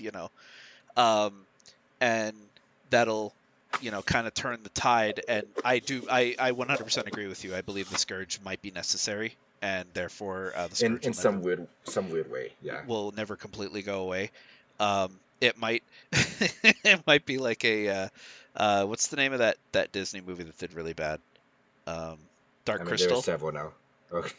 Dark Was Crystal. that Disney? I think it was Disney. Yeah. Oh no, Oh. it's Jim Henson Muppets or whatever. Yeah. But point is that like it's the Skeksis or the Scourge and the Nomads or the dragons. Mm-hmm. But I mean, I guess that can't be true because there's 7 Scourge Gods and 5 Mythics. So Yeah, I they don't would have know. died off at the same time if they were literally other sides connected that way. Yeah. But yeah, I'm just trying to think, like, the problem with my theory of the Scourge necessary is that Honour Rae made the Scourge too evil. Like, they eat too much life, they completely kill the land to where even they can't survive in it anymore. Which is just, it's too far. Maybe the point is that they take it too far, and he's going to have to teach them to keep it in check. I don't know. I'm going to have to play with that theory in my head and figure out how I would do it. It's just, they definitely are like the opposites of dragons in every way, to where I feel like both have to exist together. But I'm still trying to work out the kinks of that theory in my brain. Yeah. What is interesting, though, is if the Scourge popped up first, and I don't know what event caused the Scourge to pop up, but if the Scourge popped up first and the dragons came after, it almost seems like the dragons are hunting the Scourge down, and the Scourge are just running and trying to find places to hide from the dragons. Like, maybe the dragons were the bad guys all along. I mean, I don't see how that's possible with what the Scourge do. And the fact that the dragon's poop, restores dead land back to, fertility. I don't I don't see how the dragons could possibly be the bad guys in this I don't know. This scenario. is just a twist that I would try and pull off if I could get it to work. The key being if I could get it to work. Yeah. All right, so 0 out of 5 stars, or 5 out of 5 stars. What would you live here? This specific book, I would say 4 out of 5 stars. Just because, like I said, there were some things that I didn't agree with, and I do feel like it was very side questy in general. But it was still really, really good, really enjoyable. I liked it much better than book 3, with the exception of the red dragon that I crushed on, whose name I forgot was in book 3, right? I mean, if you forgot his name, how hard were you crushing on him? Just because I'm just bad with names in general. I know. I mean, like, we just read the book, and in the time period between I finished it and was trying to get you to finish it, I forgot Horatio's name, and I had just finished reading the book. Yeah, we were in the car this was before we read this book, and we were trying to remember his name. And I was like, I feel like it's like Miguel or Manuel, or I know it's like, an M. It's, and then it's like, Mercutio, right? It's supposed to be Shakespearean. And then it's like, no, it's Horatio. You're both fucking wrong. And it's like, oh. I was closer. Mercutio at least sounds like Horatio. That's true. but yeah, so for 4 me, out of 5, and of course I would live here. I mean, yeah. For me, 5 out of 5, definitely live here. I mean, like I said, the level at which he is power creeping, I'm loving it, and I'm more invested than with each book. I'm getting more invested. Mm-hmm. Got him. Mostly because I do eventually want. My dream is that there is a scene when he gets all 5 cards and ascends to Mythic, and he can just plop down in the middle of like a tidal wave, a black tidal wave of Scourgelings, and just Dynasty Warriors level decimate thousands upon thousands of Scourgelings by himself. Like, just once. I would love to see the power fantasy of, I'm not trapped on this battlefield with you, you're trapped on this battlefield with me kind of shit. What's interesting, I just thought of this, is if he ascends to Mythic, that means his retinue needs to be legendaries. Is he going to get all his friends to ascend to legendary status? Do they have to? Well, have to in big quotation marks, in the sense that every high-ranking dragon's retinue is always one step below them. The king's retinue, he's the mythic, so the king's retinue is all the other hive leaders, the legendaries.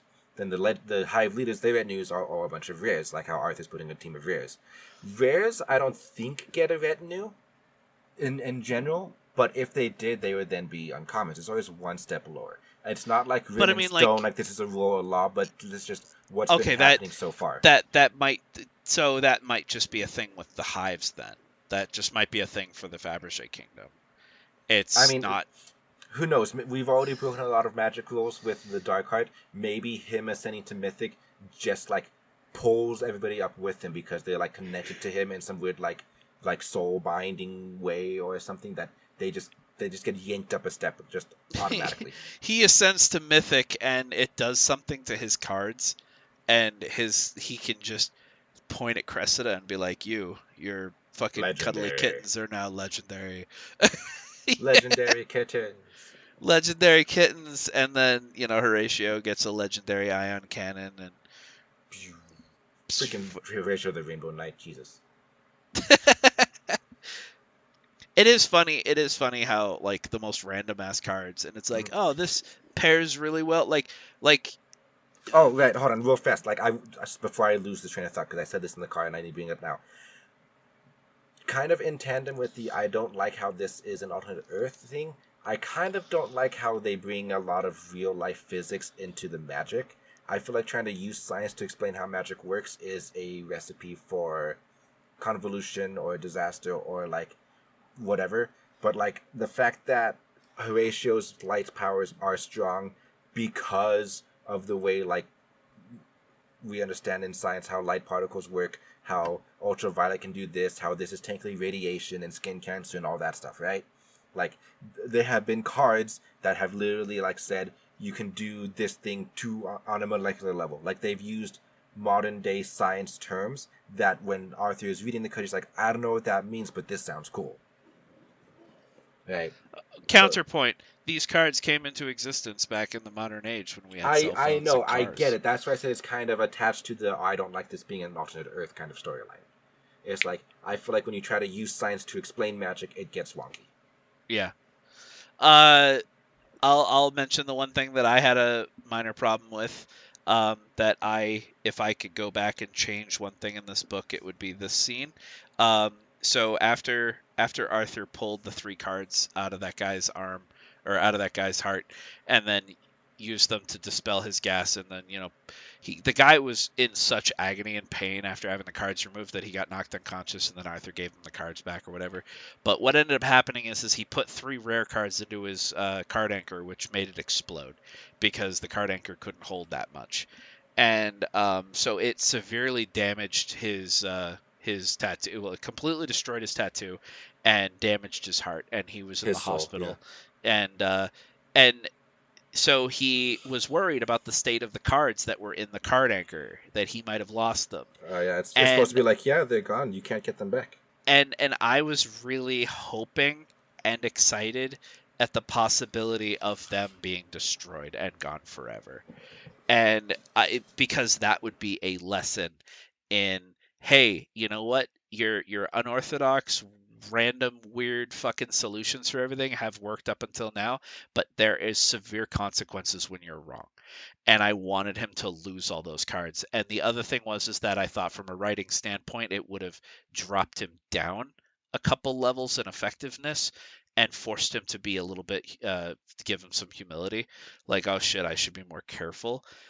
Especially when Brixaby came in and was like, oh, I can feel them, but I can't quite grab them. And I'm like, I hope as the tattoo degrades, the cards go with it.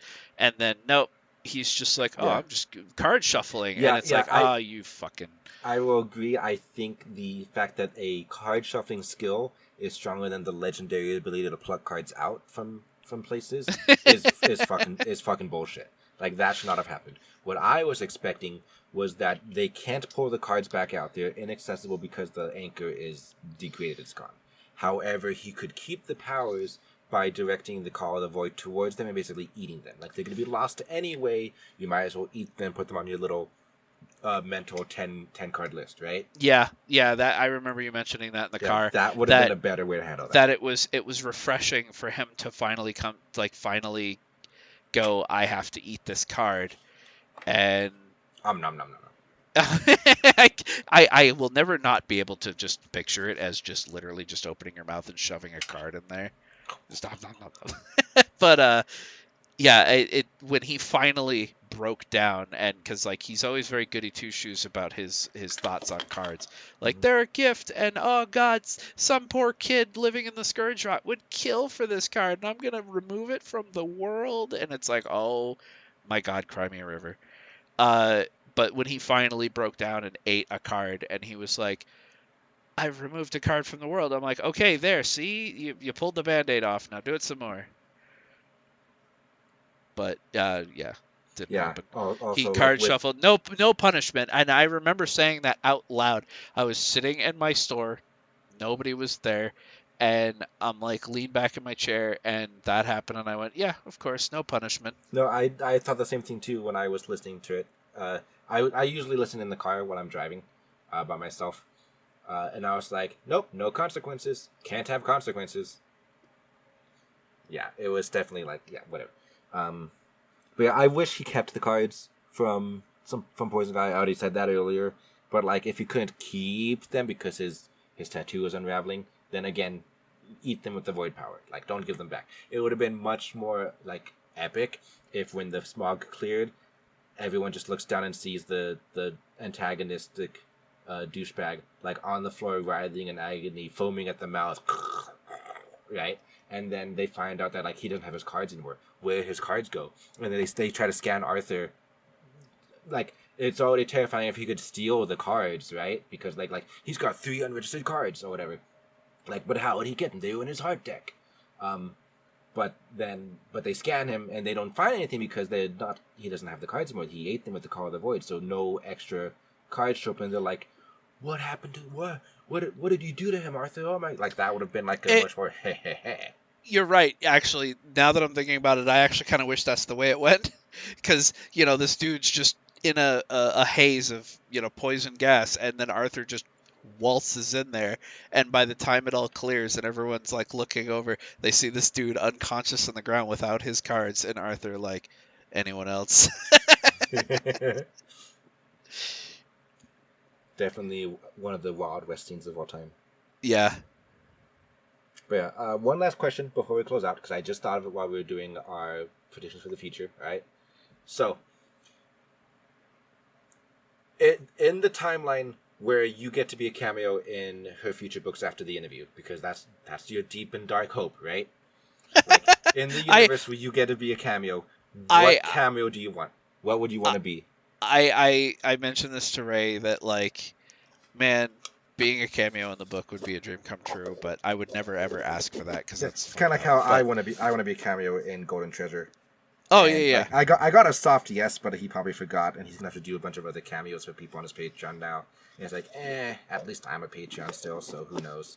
I will admit that I have lusted after the $15,000 you design a character and put it into my game Kickstarters, but I don't know. I mean, like, literally just being like a walk by character in a book is I'd be fine with that. Right, but considering you can't be your Black Crow dragon persona, what happens in the book to let people know it's you? Like, what does your cameo character do, whether it's a throwaway dialogue line or an action in the background that makes you like point at the TV screen going, "Oh, that's me, oh!" Me like getting my dragon in a headlock as he's trying to like eat somebody or eat somebody's cards or some shit, and I'm like, I'm sorry, he's not usually like this. Or I don't know, like, I don't know. You don't know? I'll have to think about it. I can't really think of like Leonardo DiCaprio pointing at the screen meme like for that's me, yeah, I don't know, because like my real name my real dude. he's DDoSing himself. Doxing himself. Fuck. DDoSing himself. My real name is Christopher, which sorry, I know magic, I don't know computer. God. Yeah. My real name's Christopher, which is kind of Arthurian. I don't know. It's Anglo-Saxon for sure, but I don't know if that name fits in this world. I think it would. Of course it would. It's Earth. Every name fits. I mean, so far, Soledad is a little out there. Cressida's unique, but I could, if I walked, if someone was like, "Oh, nice to meet you, my name's Cressida," out in the street, I'd be like, "Oh, that's a really cool fucking name." But I wouldn't be like weirded out by it or something. I don't know. I think if there was just like an NPC in the book named Bantam, I'd be like, "Ah, damn, that's me." I'm so happy. So happy. And his dragon hatchling's currently chewing on his arm. Yeah. It's just like a thick strap of rawhide or leather that I wrap around my upper arm, and it's the police dog training sleeve wrapped around my arm. Just. All right, so ready to close out? Yeah. Okay. Thank you everyone for joining us as we discussed all the Skills Book 4. Thank you to our live audience. And yeah, again, I guess sorry that we've taken so long to get back into the swing of things. Life has been interesting the last little bit. I love living in interesting times. And it's mostly both you and me getting basically pulled out of our jobs, you getting a new one, having to adjust to that new schedule, me having to deal with the stuff. The lack thereof of a schedule. Yeah. Random days off every Next week. episode we record probably won't even be at this same time. It might be like 3 hours earlier, but like on a Monday. Like, who knows? It's going to be just whenever we can line up our schedules to do it, right? It's going to be, we are still in very rocky waters, but we're going to try and power through it. But yeah, so like next episode, the next book episode, asterisk, the next book episode, I'm going to get Bantam to read, hold on, let me look up the author. I should have had this pulled up. Now we're going to have some empty white noise in this episode, and I can't edit it out.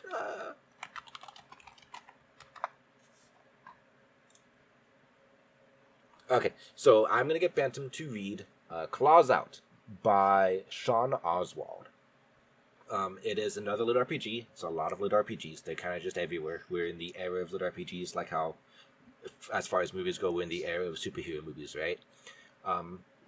But the general premise of this is it's a dragon point POV, a blue dragon who has to hide from adventurers that raided his nest, and as far as he knows, killed all his hatchling brothers and sisters, right?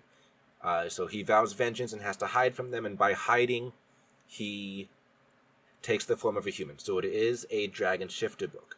However, for as much as I have complained about dragon shifters and everything else, this one is perfect. It handles it so well that I actually enjoyed it. The dragon character point of view, main character, whatever, is so dragony, even in human, just in his mannerisms, the way he carries himself, the way he speaks, the way he thinks about other people as he's looking at them, because being a point of view, you get to see his thoughts, that this is the golden standard that I would, if anybody ever came to me saying, hey, I want to write a dragon POV, I'd be like, read this first, this is how you fucking do it, right? This is the golden standard. So that's the next book we're going to be doing. We're actually going to be doing 2 books in one episode, so it might be a little bit longer for the next episode to come out, because I'm going to get back to B2, just because it eventually turns into a dragonrider story. He finds a human that he ends up vibing with enough to become his rider. And that happens in the second book, so similar to how in all the skills we didn't get the dragon until book 2. So we're going to do the first 2 books. The reason I keep saying the next book episode is because at the same time, we are going to try and experiment with a movie. What was it called, Bantam? Dragon Keeper? Dragon Keeper. We're going to try and experiment with Dragon Keeper, but like I said earlier in this episode, and in the previous upload where I kind of explained the plan with the podcast moving forward, we're going to try and record it as like a Mystery Science Theater-esque type of thing. Those of you who don't know what that is, basically we're going to record audio of us talking while we're watching the movie that is intended for you to play alongside the movie that you watch yourself. So it'd be almost like you're watching it with us kind of deal, right? It's going to be a fun experiment. We're going to see how that works. Well, and considering... What? I thought the plan, we were still going to do that, but the first thing we were going to do a watch party with the Discord. That's another thing we're going to test out too. That it's going to come down to how easily we can get. Again, we already have problem with our schedules lining up for just episode recordings. Trying to include the like 60% of the Discord must be active at this time. Like it might be wonky, but we're going to try to also do it as a watch party. So if you're listening to this, I'm gonna try to get this uploaded within like a day or 2, and we're gonna do the watch party after that, so you have time to come to the Discord to join us for that. We will also try to figure out the best way to have people watch the movie with us, because piracy is bad. Cough, cough. Cough, cough. Right. I certainly don't want to be handing stuff out. Is the thing. I don't want to be a supplier. No, I would just stream it off my computer. Yeah, that's technically considered piracy. But anyway, so, yeah, we're going to try and do something with the movie that is going to for sure come out before the next episode with the book, but it may not be, quote, a real episode. I'm rambling. I'm sorry. It's complicated. But yeah, we got stuff in the pipeline. Stuff is happening. It's coming. It's going to be great. Yep. So, Bantam, how can they get in contact with us to let us know how much they love and miss us, or suggest things for us, or yell at us because our opinions are wrong? All right, so you can email the show at wadpodcastmail@gmail.com. The Discord will be linked in the show notes. We also no longer have a Patreon. We now have a Ko-fi. I no longer feel comfortable taking recurring monthly subscription style donations because, again, with everything being wonky and our schedule being who knows when we'll upload next, right? So we're just, if you want to show your support, I'd rather that just be on a single time basis. So we're doing a tip jar type of deal instead. Yeah, and for those who just kind of liked the idea of I'm tossing you $1 a month and then I don't have to think about it anymore, Ko-fi also does monthly. But it is kofi.com/wadpodcast. All right. So again, thanks for joining us, everybody, and we'll see you next time. Goodbye. Goodbye.